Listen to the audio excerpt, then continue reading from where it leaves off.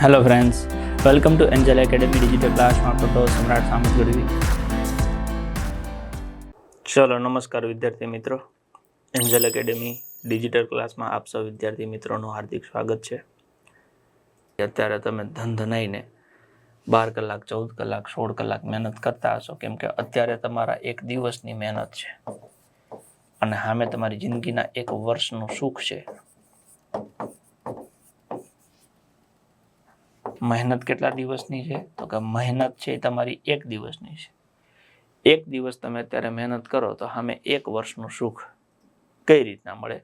માની લો કે તમે અત્યારે 30 દિવસ વ્યવસ્થિત આયોજન પૂર્વકની મહેનત કરો છો, તો સામે તમને ઈશ્વરની કૃપાથી નોકરી મળી જાય તો તમારી જિંદગીના બાકીના 30 વર્ષ કે બાકીના 60 વર્ષ જે પણ હોય એ બહુ આરામથી નીકળવાના છે. એટલે તમે 30 દિવસ મહેનત કરશો, આમે 60 દિવસ મહેનત કરશો તો 60 જે પ્રમાણે દિવસની મહેનત છે એ તમારા એક વર્ષ એને સુખમાં ફેરવશે. એટલે એમાં કચાશ ન રાખતા, કેમ કે અત્યારે એક દિવસ સહન કરવું પડશે, નહીંતર આખું વર્ષ સહન કરવું પડશે. બરાબર છે? એટલે જેટલી તમારાથી જેટલી મહેનત થાય એટલી કરો, તાકાત બહારની મહેનત કરો. ન કેમ જગાય, મહેનત કેમ ન થાય, કરવું જ પડશે.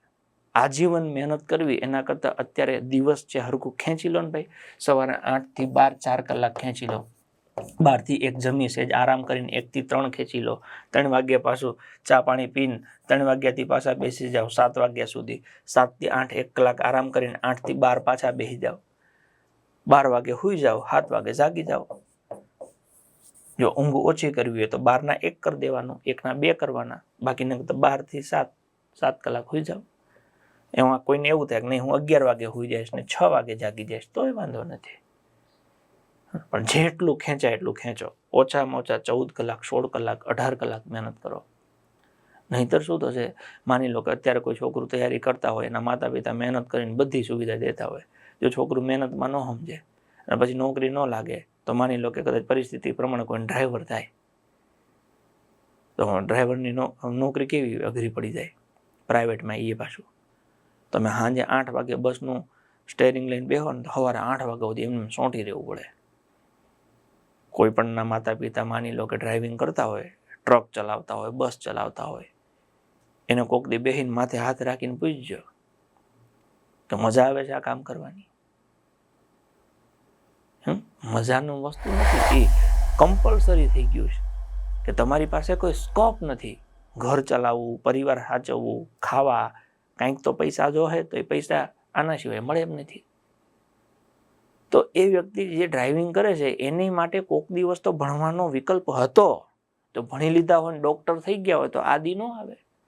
તો એ ડોક્ટર થવા તેદી મહેનત 3 4 5 વર્ષની હતી, એનાથી સટકા તો હવે એ જો 20 25 વર્ષનું આવ્યું. એમ તમે જો અત્યારે છટકશો, દિવસો બગાડશો, તો આવનારા જીવનમાં એ વર્ષોમાં ભોગવવું પડશે. અને સારું થઈ શકે, એવું નહીં ખરાબ જ થાય. કદાચ તમે ઈશ્વરની કૃપાથી નોકરી ન લાગો, ધંધો પોતાનો કરો, ઓકે, તો એ પણ એવું બધા નથી કરી શકતા.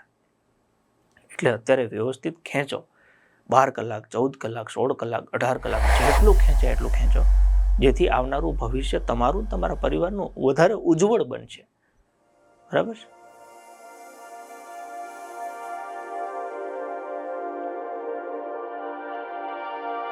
ચર્ચા ચાલુ રાખીશું. સફળ થવાનું કરવાના જ છે. બસ જોડાયેલા રહેજો. મજા આવે તો તમારા મિત્રો સાથે શેર કરજો. રેડી? મળીએ ચલો આગળ.